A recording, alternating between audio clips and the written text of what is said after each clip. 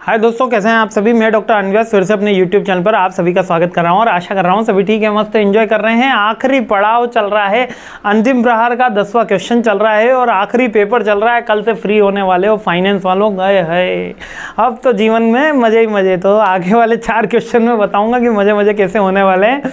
और एग्ज़ाम की चिंता है, प्लेसमेंट की चिंता है, बहुत सारी चिंता है। कल के बाद एक नया जीवन शुरू करने की चिंता है, करियर की चिंता है, परिवार की चिंता है, पैसे की चिंता है, दोस्तों की चिंता है। ये दुख का है, ख़त्म नहीं हो रहा है। तो आइए 10वें क्वेश्चन पे हमला बोलते हैं। 10वां क्वेश्चन बहुत सिंपल सा क्वेश्चन है, फॉरेक्स रिस्क मैनेजमेंट। अब फॉरेक्स रिस्क मैनेजमेंट बेसिकली क्या होता है, जब हम फॉरेन एक्सचेंज में वर्क कर रहे होते हैं तो उसका रिस्क होता है।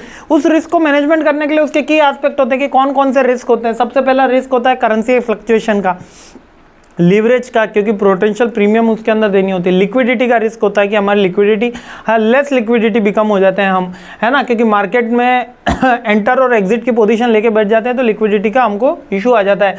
काउंटर पार्टी के रिस्क के सामने वाली फॉरवर्ड कॉन्ट्रैक्ट होने के कारण यदि वो डिनाई कर जाए या वो ऑब्लिगेशन नहीं आ पाए तो हम क्या करेंगे। मार्जिन कॉल्स, मार्जिन किसी का 10x मिल रहा है, किसी का 5x मिल रहा है, तो वहाँ पे भी हमको दिक्कत आती है। ये बेसिकली रिस्क होती है।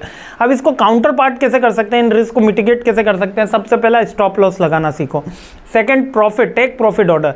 अब ये तो बोलने की बातें होती है कि हमेशा प्रॉफिट के ऑर्डर बुक करो और जैसे ही प्रॉफिट हो निकल जाओ, पर यूजुअली मैं आपको एक शेयर मार्केट और ये सारे मनी मार्केट का एक नियम बताता हूँ। इंसान कभी भी प्रॉफिट नहीं पचा पाता, वो लॉस कितना भी पचा लेगा। मतलब सर, यानी कि जब शेयर मान लो 70 में चल रहा था, फिर गिरते गिरते 60 पे आया तो आदमी सोचेगा बढ़ेगा, फिर 50 पे आया, फिर बढ़ेगा, फिर 40, 30, 20, 10, तो वो तब तक वो होल्ड करके ही बैठता है। वो उसको काउंटर कभी भी स्टॉप लॉस करता ही नहीं है और वो सोल्ड हो जाता है, यानी कि लॉस पचा लेता है।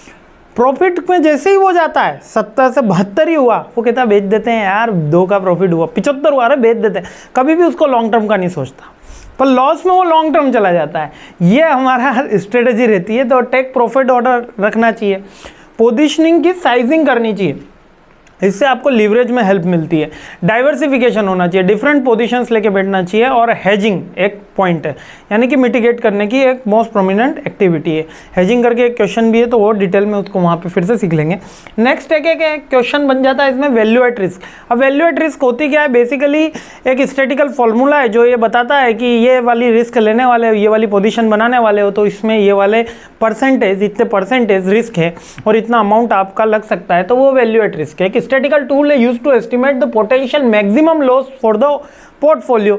इसी को वैल्यू ऑफ द रिस्क बोलते हैं और इसी के अकॉर्डिंग डिसीजन लिए जाते हैं कि कितना हमको इसमें इन्वेस्ट करना चाहिए या नहीं करना चाहिए। बहुत सिंपल सा क्वेश्चन है, तो और बहुत सिंपल सा कि ये जो भी हैं हमारे क्या फॉरेक्स रिस्क, इसको मैनेज कैसे करें, मिटिगेट कैसे करें, और वैल्यू एट रिस्क क्या होती है। बहुत सिंपल क्वेश्चन है लेकिन अच्छा क्वेश्चन है।